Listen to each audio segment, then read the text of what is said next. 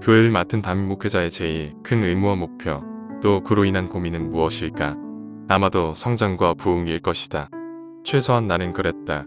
나의 가장 큰 의무는 교회와 성도들의 성장이었고, 그 성장을 통해 교회가 부흥하며 교세도 확장해야 한다고 생각했다.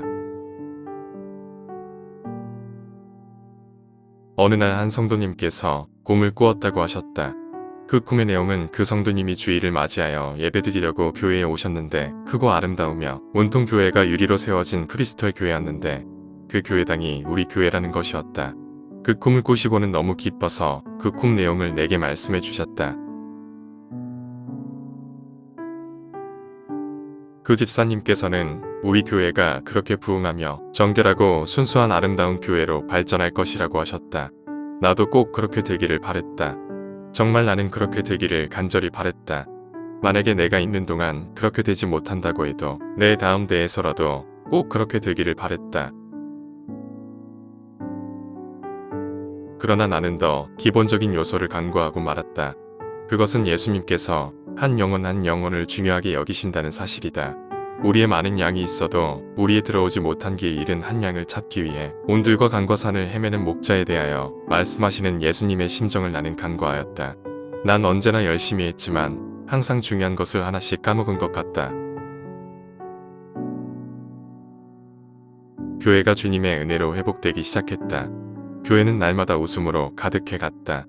서로 친구같이 가족같이 가까워지고 서로 돌보고 서로 의지하며 초대교회처럼 음식을 나누고 은혜를 나누며 행복한 나날이 계속되었다. 이제 목회자로서 나는 교회의 성장을 위해 성도들의 성장을 위해 무엇을 해야 하나 고민하기 시작했다. 그것은 말씀을 통한 성장이라고 결론을 내리고 난 먼저 10개 구역을 활용하기로 했다. 먼저 1단계로 구역장들과 장로님, 원사님들을 말씀 지도자로 세우기 위해 그분들에게 제자 훈련을 시도하기로 했다. 이를 위해 나 자신부터 제자 훈련 세미나를 통해 준비를 했고 교회 지도자들을 내 첫 번째 제자로 삼았다. 그리고 그 제자들을 통해 각 구역을 제자 훈련 과정으로 운영했다. 나는 먼저 지도자들을 훈련하기 위해 성도들의 시간에 맞추어 훈련 시간을 나누고 심지어는 시간이 맞는 2~3명으로도 팀을 꾸리기도 했다. 그래서 평일에도 항상 성경 공부가 있었다. 그야말로 말씀 훈련을 위해 난 일주일 7일을 다 투자했다. 정말 말씀 훈련은 굉장한 효과를 가져왔다. 매 시간 은혜로 감격의 시간을 가졌었고 교회 지도자들이 먼저 말씀과 기도로 은혜로 뜨거워졌다. 교회는 더욱더 감격적인 예배와 사랑이 넘치는 교제로 날마다 행복한 교회로 발전했다.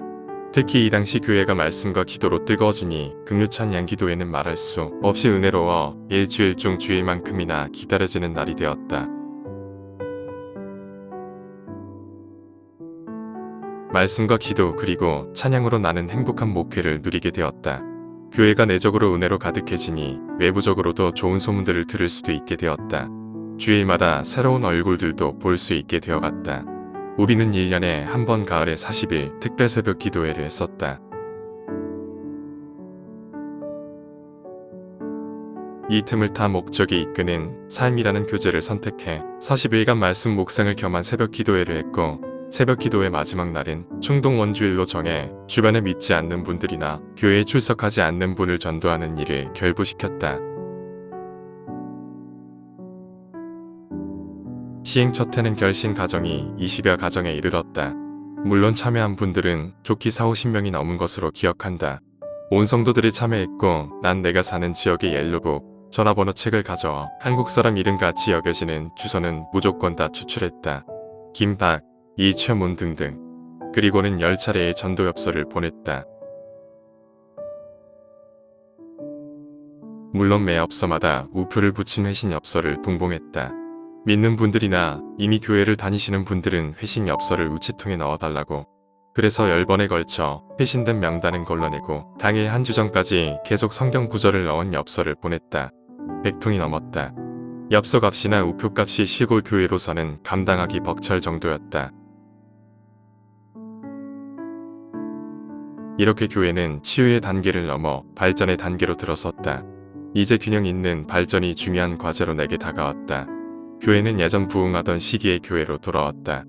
교회를 숫자로 표현해서는 안 되지만 단적인 기준이 애매하니까 숫자로 표현한다면 한인들이 100명이 넘었고 한인 여성 성도들의 남편 되시는 미국 분들이 40여 명, 그리고 학생들과 아이들, 또 현역 군인 청년들까지 30여 명. 그래서 주일 예배에는 얼추 200여 명의 성도들이 모였었다. 그러니 한국어권 성도만큼이다. 사실 영어권 성도들을 생각하는 목회를 해야만 한다는 생각이 들기 시작했다. 그래서 미국 아빠들을 위해 성경 공부를 시작했다. 내가 영어로 성경 공부하는 것이 쉽지 않아 이중 언어를 잘하는 청년들의 도움을 받아 성경 공부를 했다. 그러면서 발생하는 문제가 있었다. 시간이 너무 길어지는 것과 한국 사람인 나와 미국 남성들인 성도들과의 생각의 차이와 문화의 차이 등 여러 차이점을 느끼게 된 것이다. 몇 개월이 지나서 난 방법을 찾았다. 우리 지역은 군부대 주둔 지역이라 부대 안에는 군목들이 있었다. 그 군목들 중에는 한국인 혈통의 코리안 아메리칸 군목들이 있는 것을 알았다. 그래서 어렵게 만나 그들에게 성경 공부를 맡겼고 나중에는 주일날 예배를 영어 예배와 한국어 예배로 분리해 그 군목께서 영어권 성도들을 가르치고 함께 예배드리게 할 수 있었다. 결과는 너무 좋았다. 영어권이나 한국어권이나 다 발전했다. 그러나 이러한 행복은 오래가지 않았다. 알고 보니 군목들이 평일 가끔 나와 특강식에 봉사는 괜찮아도 군목들이 지역 교회를 섬기는 것은 불법이었다. 그런데 이제 교회는 영어권 미션을 대책 없이 그만둘 수 없는 상태가 되었다. 그래서 난 영어권 목사를 구해야 했다. 문제는 버짓, 예산이다. 우리 교회는 시골 교회고 전역한 군인 가족이라 구제해야 할 어려운 가정이나 사람들을 찾기는 힘들었지만 그렇다고 수입이 많아 헌금을 많이 할 수 있는 성도들도 없었다. 담임 목사 월급이 예산의 상당한 부분을 차지하기에 부목사를 모시기가 힘든 교회였다.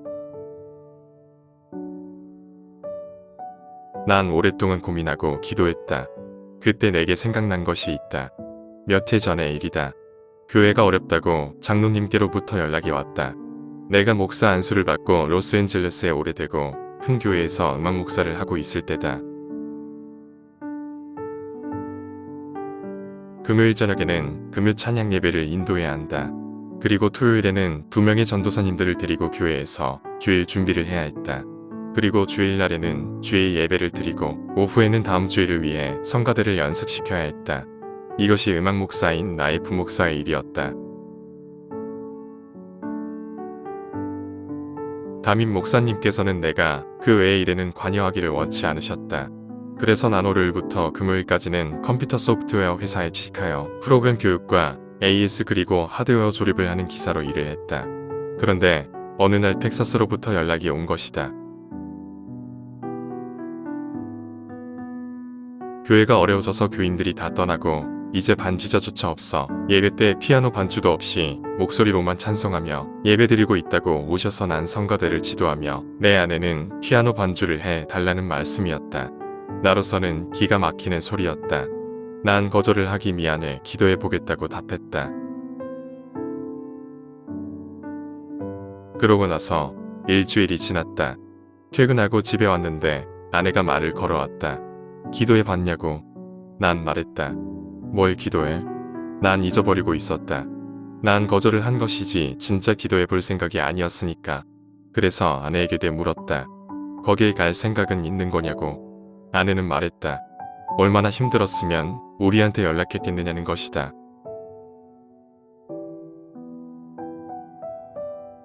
난 하루 이틀 후에 달라스에 계신 노회 총무 목사님께 그 교회 형편이 어떤 것이냐고 또 내가 이런 제안을 받았는데 이게 말이 되는 것이냐고 여쭈어 보았다. 그랬더니 그분 말씀이 일단은 오시라는 것이었다. 나중에 문제가 생기면 달라스의 목사님 구하는 교회가 여럿 있으니 다른 교회 소개해 주겠다고 하시면서 가볍게 말씀을 하셨다. 나로서는 목회지를 찾는 것도 아니고 놀고 있는 것도 아닌데라는 생각에 도무지 생각의 여지가 없었다. 그러나 교회가 고통을 당하고 있다는 것이 마음에 계속 걸렸다. 내가 처음에 그 교회에 갔을 때는 LA에서 신학을 마치고 음악을 공부하기 위해 필라델피아로 옮겨야 하는 과정이었지만 6개월 이상 기다려야 하는 상태였다. 돈도 없고 일자리도 없을 때 선배의 소개로 텍사스에 있는 시골 교회 지휘자로 가게 된 것이다. 정말 아쉬울 때였다. 유학생활 4년 동안 겨우 버티는 끝자락이라 단돈 10불도 아쉬울 때였다. 그 텍사스 시골 교회에서 지휘자로 600불을 주시겠다는 것이었다. 소개해주는 선배가 교회에서 600불 받고 사모님이 아이들 몇 명이라도 피아노를 가르치면 텍사스는 물가가 싸니까 살 수 있다는 것이었다. 난 6개월에서 최대 1년 정도만 견디면 되니까 하는 마음에 가기로 했다.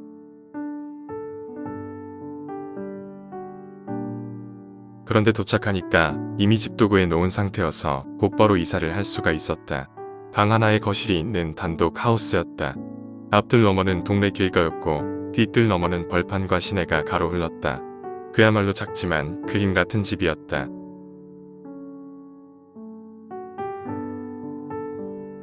나중에 집사님들로부터 들었는데 무뚝뚝하시며 거구이신 담임 목사님이 우리 전도사님 사실 집이라고 하시면서 집사님들 시키지 아니하시고 직접 며칠 몇 날을 돌아다니시면서 구하신 집이라는 거였다. 그러고는 목사님께서 지휘자로 600불 그리고 사모님은 반주하시고 반주자 사례비로 400불을 더 주시겠다는 것이다. 또한 집세와 모든 유틸리티까지 교회에서 다 페이할 것이라고 하셨다.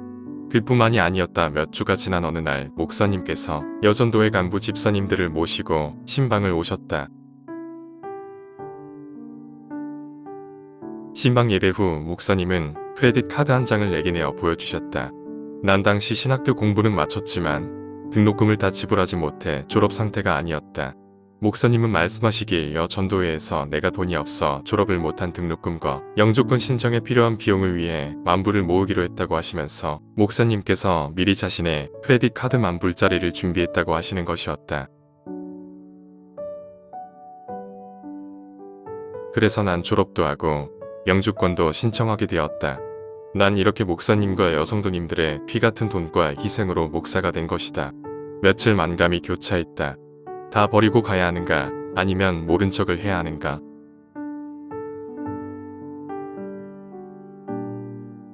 난 교회 안수 집사님과 장로님들을 모셨다. 그리고 이러한 사정을 솔직하게 말했다.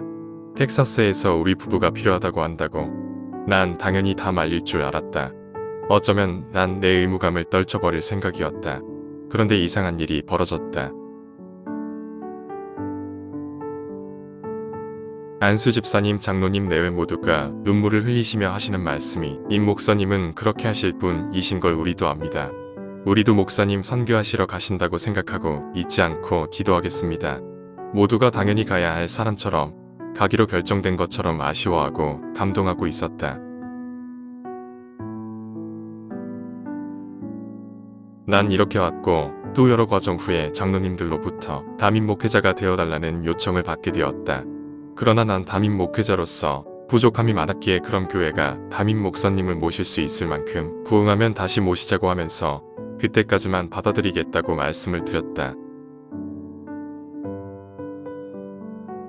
그래서 난 기도 중에 결정했다. 교회의 발전을 위해 영어권 목회가 가능한 목사님을 청빙하기로.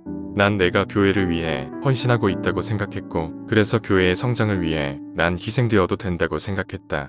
난 담임을 맡으면서 3년 안에 담임 목사님을 청빙하겠다는 목표를 세웠지만 9년이 걸렸다.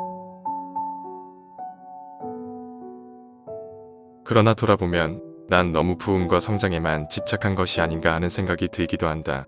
성도들과 함께한 시간들이 행복했었는데 난 내게 주어진 값진 기회를 발전과 부흥이라는 이유로 너무 쉽게 내어던진 것 같다.